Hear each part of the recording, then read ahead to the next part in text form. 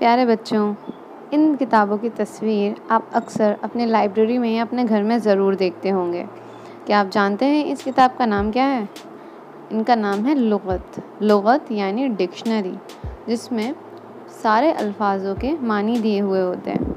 यानी आपको अगर किसी भी लफ्ज़ के मीनिंग ढूंढने हैं तो आप इस किताब में से ढूंढ सकते हैं। तो अब सवाल ये आता है कि इसमें से आखिर हम अपने एक लफ्ज़ के मायने कैसे ढूंढें, क्योंकि लुग़त में तो बेशुमार अल्फाज लिखे हैं, तो आप अपने उस एक लफ्ज़ तक कैसे पहुंच पाएंगे। तो चलिए कोशिश करते हैं कुछ मिसालों के ज़रिए लुग़त देखना सीखने की। तो यही बात आज हम सीखेंगे 5वीं क्लास के सबक में, जिसका नाम है आओ लुग़त देखें। तो लुग़त का सबसे पहला उसूल है, उसमें सारे अल्फाज हुर्फ़ तहज्जी के मुताबिक अरेंज होते हैं, यानी हुर्फ़ तहज्जी की तरतीब में होते हैं। तो सबसे पहले वो अल्फाज आएंगे जो अलिफ से शुरू होते हैं, फिर बे वाले, फिर ते से, और इसी तरह ये तक सभी अल्फाज तरतीब में होते हैं। तो इस मिसाल से शुरू करते हैं। जैसे यहाँ लिखा है मंजिल, मंजिल शुरू होता है मीम से, तो मंजिल को ढूंढने के लिए हम जाएंगे मीम वाले पेज पर। जैसे मात, मार, माँ, ये सभी अल्फाज मीम से शुरू हो रहे हैं। तो इनमें आप देखेंगे मीम के बाद जो हुर्फ आ रहा है वो है अलिफ। हम मीम के ही कॉलम में आगे बढ़ेंगे तो हमें अल्फाज दिखाई देंगे, जैसे मुबारक, मुब्तिला। तो इन लफ्ज़ों में मीम के बाद आ रहा है बे। तो हम ये देखते हैं कि लुग़त में सिर्फ पहला हुर्फ ही हुर्फ़ तहज्जी की तरतीब में नहीं है, बल्कि दूसरा हुर्फ भी है। यानी पहले मीम के बाद अलिफ वाले अल्फाज आएंगे, फिर मीम के बाद बे वाले, फिर मीम के बाद ते वाले।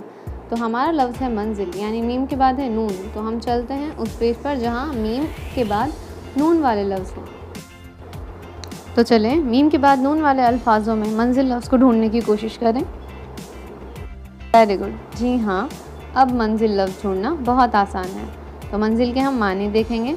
मंजिल के मानी हैं ठहरने की जगह, रहने की जगह।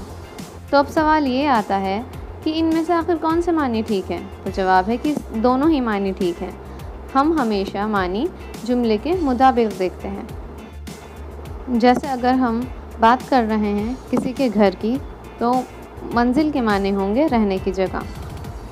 अब हम आगे बढ़ते हैं। हमारा सवाल है, दिए गए लफ्ज़ों को लुग़त की तरतीब में लगाइए। तो लफ्ज़ हैं अब्र, अब्तर, इब्न। सबसे पहले हम देखेंगे पहला हुर्फ। ये अलिफ से शुरू हो रहे हैं तीनों लफ्ज़, और दूसरा हुर्फ भी दोनों का एक जैसा है, वो है बे। इन्हें तरतीब में लगाने के लिए हम इनका तीसरा हुर्फ देखेंगे। जैसे अब्र में तीसरा हुर्फ है रे, इब्न में है नून, और अब्तर में है ते। तो अब बताइए रे, ते और नून, इन तीनों में सबसे पहले क्या आता है? तो जैसा कि आप सभी जानते हैं, हुर्फ तहज्जी में सबसे पहले आता है ते, फिर आता है रे, और फिर आता है नून। तो यानी सबसे पहले आएगा अब्तर, फिर आएगा अब्र, और आखिर में आएगा इब्न। तो देखा आपने कितना आसान है लफ्ज़ों को लुग़त की तरतीब में लगाना।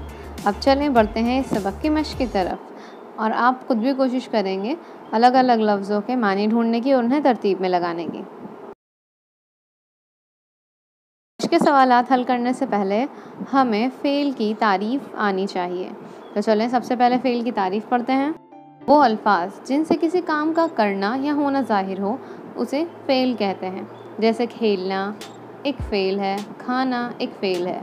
इनसे हमें होने वाले काम पता चलते हैं। तो बहुत ही आसान है, काम यानी फ़ेल।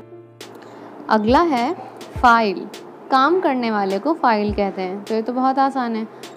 जैसे लड़का कूद रहा है, तो यहाँ लड़का क्या है? फ़ाइल। लड़की सिलाई कर रही है, तो लड़की क्या है? फ़ाइल।